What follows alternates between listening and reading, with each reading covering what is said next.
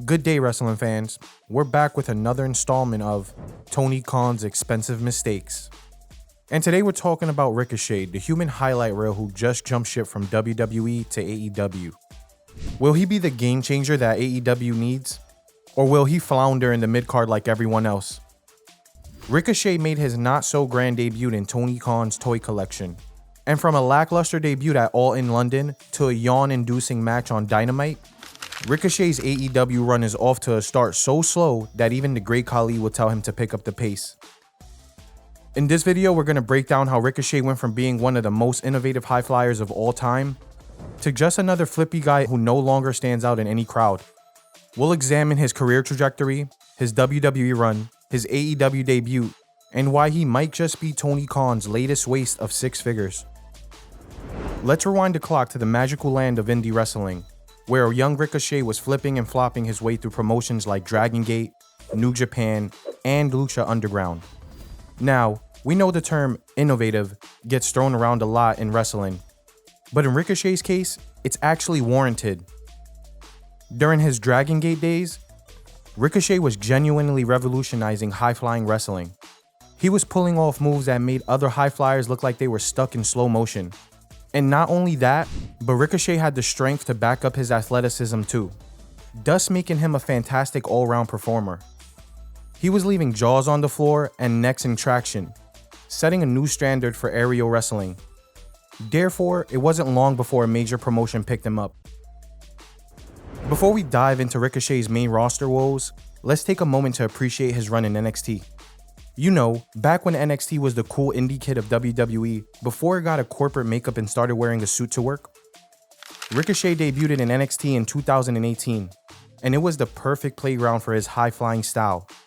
He put on some great matches, but the segment that cemented him as NXT superhero was when he flipped out of the ring and landed on his feet during a promo with Velvet Dream.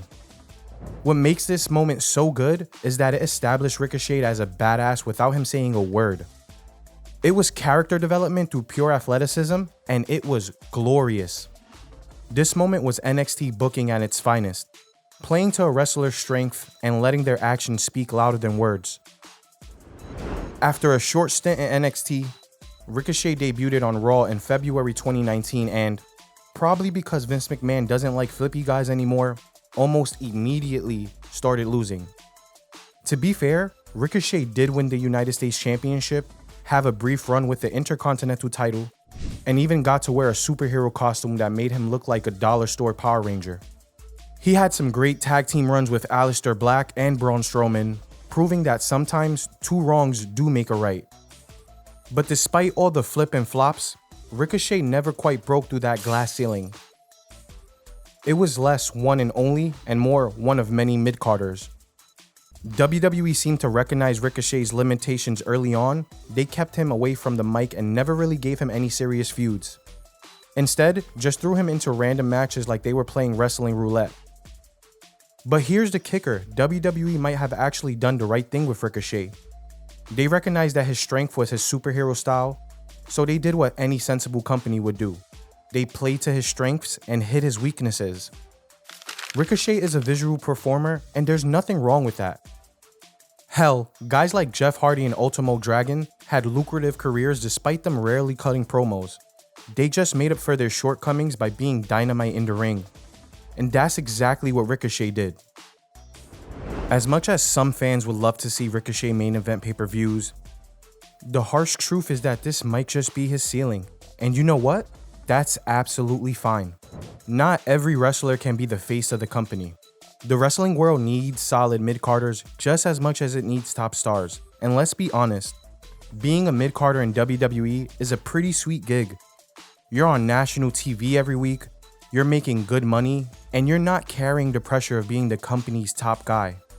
It's like being the cool uncle at family gatherings. You get to show up, do some fun stuff, and then leave before things get too serious.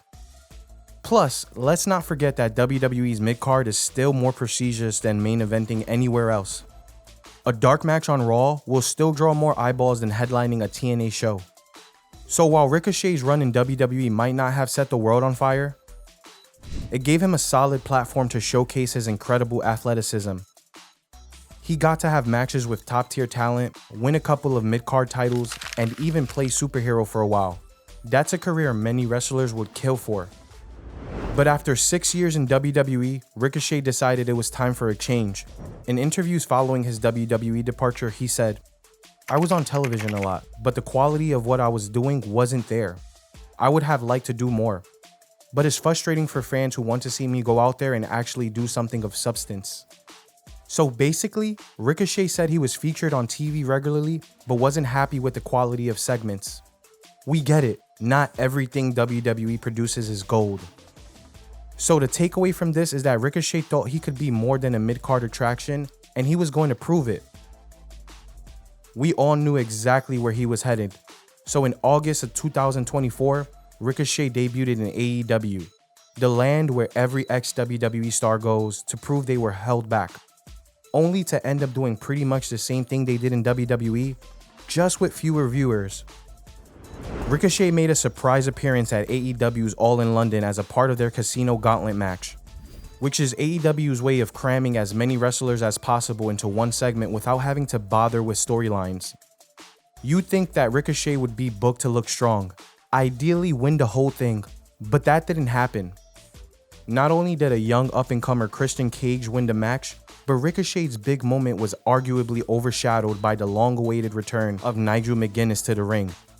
Overall, it made a very WCW-esque situation, and didn't do a whole lot to highlight AEW's shiny new toy. Ricochet's first match on Dynamite was against Kyle Fletcher, AEW's resident jobber to stars. Now, you'd think they'd give Ricochet a quick, dominant win to establish him as a big deal. Instead, we got a 10-minute match that saw Ricochet do all of the stuff he used to do in WWE. Of course, it was fun seeing Ricochet in a different environment, but the novelty had worn off before the match was even over.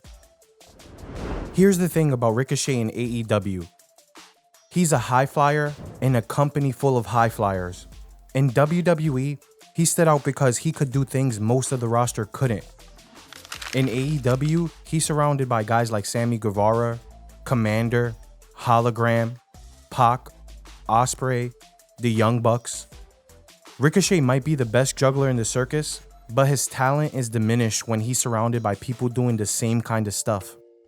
That's not to say we won't see some great matches with more spots than a Dalmatian. Will Ospreay, one of the few people AEW hasn't fumbled yet, has always spoken highly of Ricochet. And chances are Tony Khan hired Ricochet for the inevitable program with Ospreay. In fact, the two already had a stare down following Ricochet's first match on Dynamite. But once that feud is over, then where does Ricochet go? Him and Ospreay are the two best high flyers that AEW has to offer. Their series of matches will no doubt be a visual spectacle. But what happens once AEW has blown their wad on this crema de la creme of flippy extravaganzas? Ospreay will be okay because he's star material, and he has the promo skills to carry a non-flippy feud.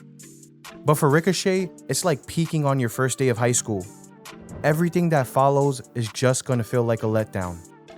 After you've seen Ricochet and Ospreay defy the laws of physics, how excited are you gonna be to see Ricochet versus random flippy guy number 37?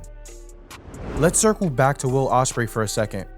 Sure, a match between Ricochet and Ospreay is going to be a spot fest for the ages. But there's a problem. It's 2024, not 2017, which is when Ospreay and Ricochet last met in the ring. Ospreay has evolved a lot since then. He doesn't do half as much aerial stuff as he used to, and these days focuses just as much on power moves as he does moonsaults. Ospreay and Ricochet once had a very well-received match in New Japan because it looked like two ninjas facing off. But a match between them today might not deliver the stratospheric spectacle fans are expecting. At this point, we have to ask, is Tony Khan allergic to properly utilizing talent? He's got Mercedes Moné draining his bank balance while she dances along to piped-in chants. Okada, one of the greatest wrestlers of this generation, is now a comedy character who says in a Japanese accent. It's like Tony Khan is running a wrestling promotion version of the Island of Misfit Toys. Except instead of giving these toys a loving home, he's shoving them in a closet and forgetting about them until he needs them for a random match on Rampage. So what's next for Ricochet in AEW? Will he smash that glass ceiling and become a main event star? Or will he join the long list of ex-WWE talent that AEW has collected like Pokemon cards, only to leave them gathering dust in the back of a closet? My money's on the latter, because in a company where everyone's a special attraction, no one is. Ricochet's greatest skill, his high-flying ability, is a commonplace in AEW.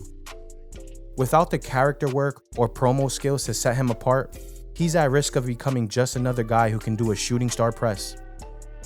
The sad truth is, Ricochet may have been better off staying in WWE. At least there, he was a big fish in a small pond of high flyers. In AEW, he's just another sardine in an ocean of aerial acrobats. It's like he's traded one set of limitations for another, except this time, he doesn't even have the WWE production value to make him look good. So there we have it, Ricochet in AEW. A cautionary tale of what happens when you trade one set of golden handcuffs for another. He went from being underutilized in WWE to being lost in the shuffle in AEW faster than he can execute a Spanish fly. It's a shame, really. Ricochet is undeniably talented. His ability to defy gravity is second to none. But in AEW, talent without direction is useless. Tony Khan has proven once again that he's better at collecting toys than playing with them. Let's just hope that for Ricochet's sake, he can find a way to reignite that spark before he becomes just another name on AEW's bloated roster. Alright wrestling fans, it's your turn. Do you think Ricochet can turn things around in AEW? Or he's destined just to be another ex-WWE guy lost in Tony Khan's talent vortex? Leave your comments below, and remember, if you like this roast, please like and subscribe for more unfiltered wrestling truths.